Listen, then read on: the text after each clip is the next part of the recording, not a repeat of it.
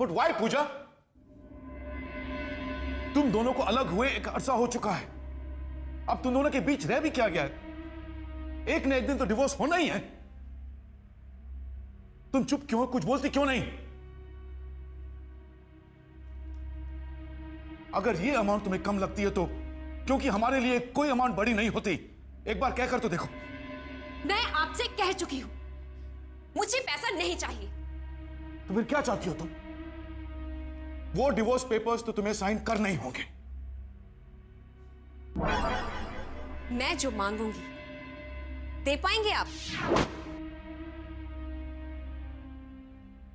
मांग कर तो देखो।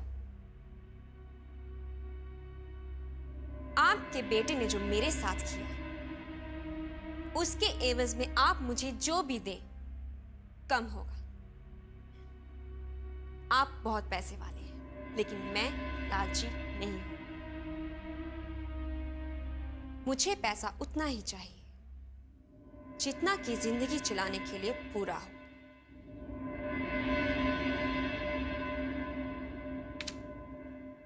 And this is enough. और हां, इसके साथ ही मुझे आपका पाली हिल वाला बंगला भी चाहिए।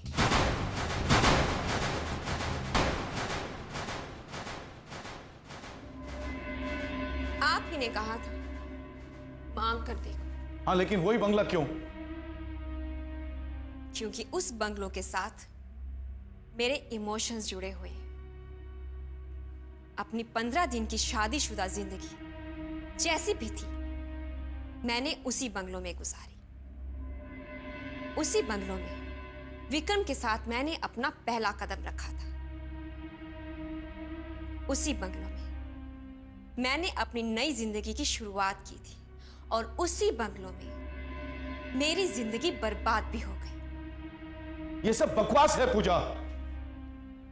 जिस इंसान के साथ तुम्हारा कोई वास्ता नहीं, जिसके लिए तुम्हारे दिल में कोई जगह नहीं, जिसके साथ सारे रिश्ते टूट चुके हैं, उसकी किसी भी चीज के साथ कैसा emotional attachment? What are you talking about?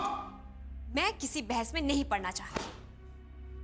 आपको डिवोर्स पेपर्स पर मेरे साइन चाहिए, और मुझे जो चाहिए मैं आपको बता चुकी हूं। अब फैसला आपके हाथ में है, क्योंकि मैं अपना फैसला नहीं बदल सकती। मिस्टर सिंघानिया, जिस दिन आप बंगलो मेरे नाम करके बंगलो के पेपर्स मुझे सौंप देंगे, उस दिन मैं इन डिवोर्स पेपर्स पर साइन कर दूंगी।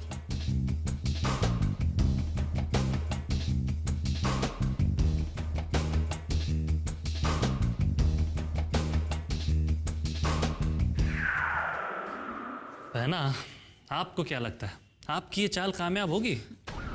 छोटे, मैं ऐसे कोई चाल चलती ही नहीं जो कामयाब ना हो। मामा, आप प्लीज डैडी जी से बात कीजिए ना। किस बारे में? अरे मामा, मुझे स्पोर्ट्स कार चाहिए। मेरे सारे फ्रेंड्स के पास स्पोर्ट्स कार है।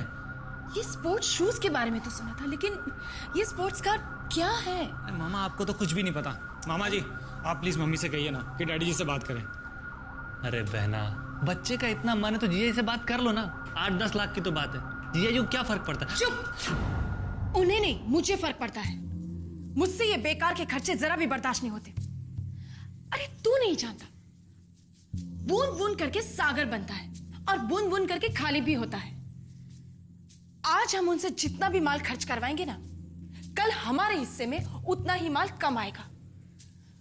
अरे आखिर ये सब हमारा ही तो है। अरे मामा, मुझे ये सब कुछ नहीं पता। अगर आप बात नहीं कर सकती ना तो मैं डैडी जी से खुद बात कर लूंगा। रवि, तू मेरी... daddy ji, good morning. I am sorry, good evening. Daddy ji, मुझे एक बहुत ही इंपॉर्टेंट मैटर डिस्कस करना था आपसे। बाद में। आजकल डैडी जी का मूड तो हमेशा ही खराब रहता है। मैं अच्छी तरह से जानती हूं कि वो कहां से आ रहे हैं। उनकी शक्ल ही बता रही है कि आखिर मेरी चाल कामयाब हो ही गई। मुबारक हो बहना, मुबारक हो। छोटे, मैं अभी आती हूं। मामा, आप कहाँ जा रही हैं? तू भी ना, जब भी कोई अच्छे काम के लिए जाती हूँ बीच में टोक देता है। चल हट यहाँ से। मामा, मामा। आप भी ना कमाल है, बेटे की सगाई सर पर है और आप अब तक ऑफिस की फाइलों में ही उलझे हुए हैं।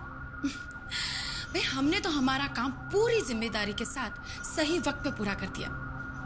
बहू के गहने आ गए, उसे देने का बाकी सामान भी आ गया है, और तो और उसके सगाई का ड्रेस भी बन रहा है।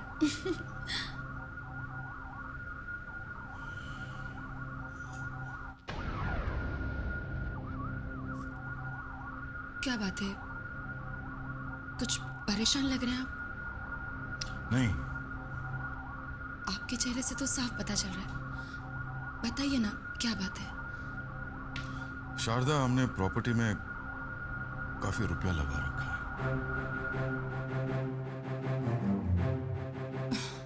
आप इस वक्त प्रॉपर्टी के बारे में सोच रहे हैं? हाँ शारदा, जितनी भी प्रॉपर्टीज हमने खरीदी हैं, ना तो उनकी ठीक से देखभाल हो रही और ना कोई रिटर्न्स हैं। इसलिए हम सोच रहे हैं कि वो पालील वाला बंगला हम बेच दें।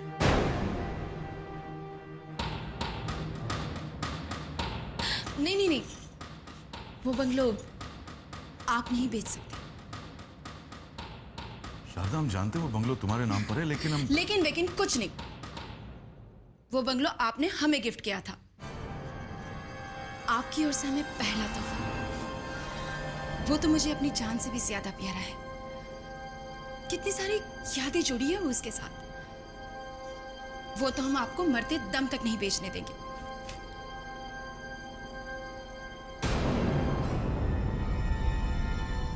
मुझे आपका पाली हिल वाला बंगला भी चाहिए। शारदा, हम तुम्हारे लिए इससे बेहतर, इससे बड़ी प्रॉपर्टी खरीद के दे देंगे।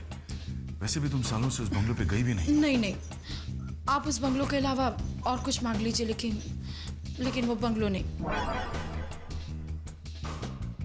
जिस दिन आप बंगलो मेरे नाम करके बंगलों के पेपर्स मुझे सौंप देंगे, उस दिन मैं इन डिवोर्स पेपर्स पर साइन कर दूंगी।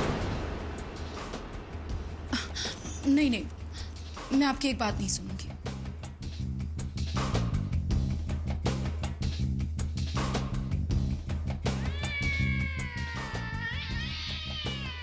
अब आया ऊंट पहाड़ के नीचे।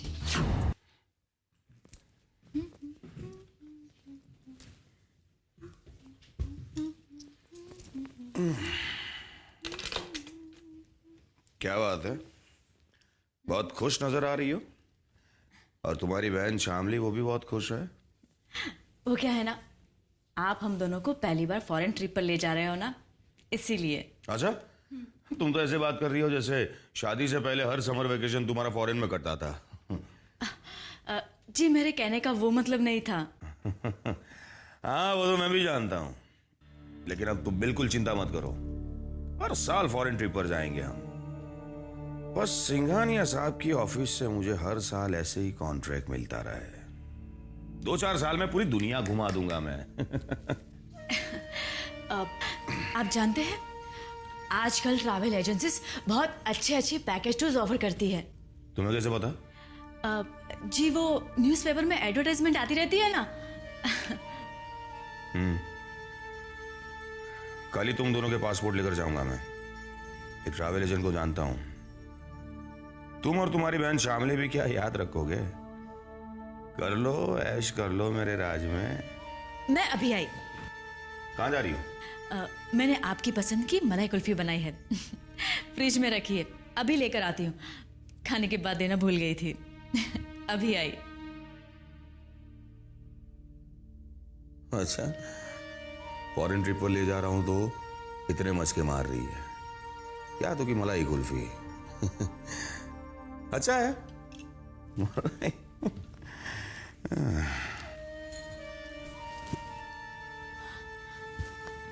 शामली, क्या हुआ?